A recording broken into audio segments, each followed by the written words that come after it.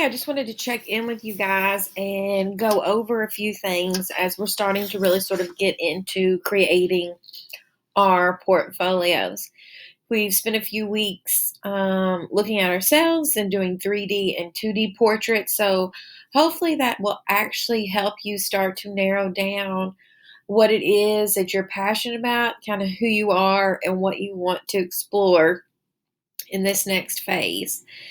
So, if you look here, most of you yesterday sort of had a chance to look over exactly what the portfolio is made up of. It's made up of two separate sections: the investigation section and the selected work sections.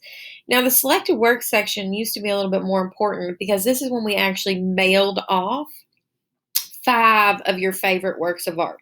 You physically packed them in an envelope, mailed them off. People looked at your artworks in person. But because of COVID, everything is going to be digital. This is not something that you actually create five more works of art.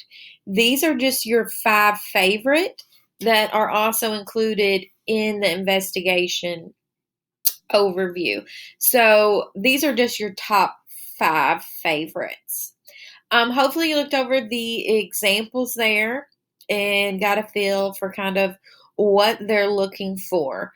The biggest thing I can tell you is they really want deep meaning. So time to get your BS hats on because they really want to see strong messages in your works of art and a purpose behind everything you do, even if it's something that doesn't look quite as serious. We gotta kind of make it nice and deep.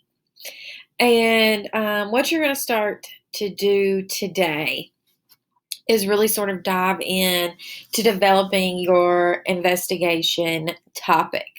So this is sort of to start get you thinking about things and what you want to look at. So this document will sort of help you start to sort of come up with ideas. So the first thing I want you to do is come up with five topics that you want to explore. This could be things, very serious topics, or it could be very fun and lighthearted topics. It doesn't have to always be dark and scary. It can be, but it doesn't have to be. Also, you could literally just explore a certain media form. Maybe you want to look at painting with nothing but non traditional tools. Maybe you're going to do paintings where you create your own paint brushes, you use your hands, you use sticks, rocks, create your own painting tools and use non traditional things to create paintings. That could be a whole topic, that could be an investigation. So it's wide open. So you're going to come up with five different things that you might want to do. And you'll just list those here. What are your five?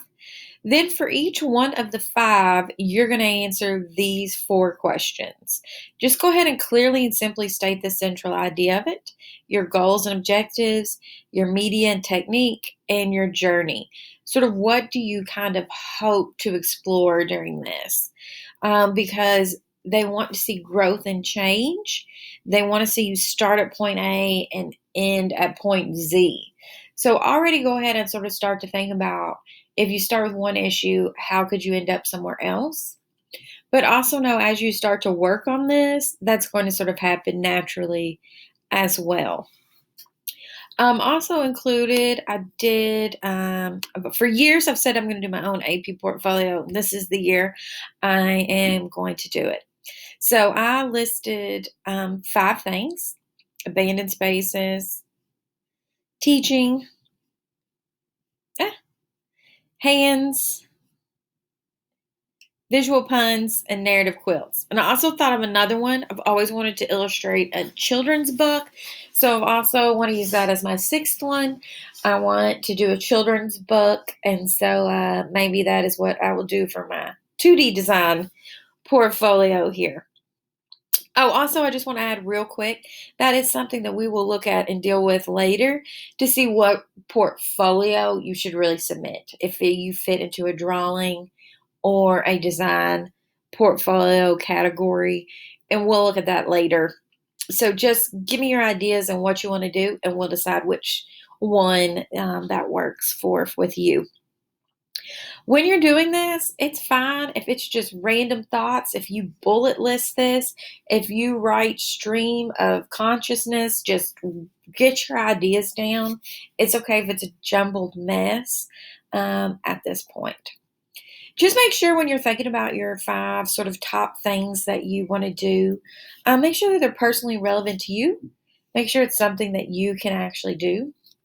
It's great that you want to do saving the dolphins, but unless you have access to dolphins, that's going to be tough to do. Make sure that you're able to communicate a strong message to your audience. Don't be afraid to get controversial. You can do any topic. This is a college level course, so there is nothing that is off limits. But stay away from the cheesy and stereotyped ideas.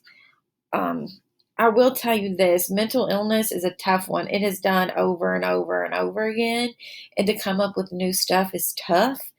And I've never had anybody pick that as their topic and pass. It's just too hard to come up with new ideas. Now, I'm not saying it can't be done, because even in those examples, obviously people that scored very high explored mental illness. But just sort of be aware of that, that it can be tough to come up with new ways to address that topic. Let me know if you guys have any questions, and I'll be glad to help you figure it out.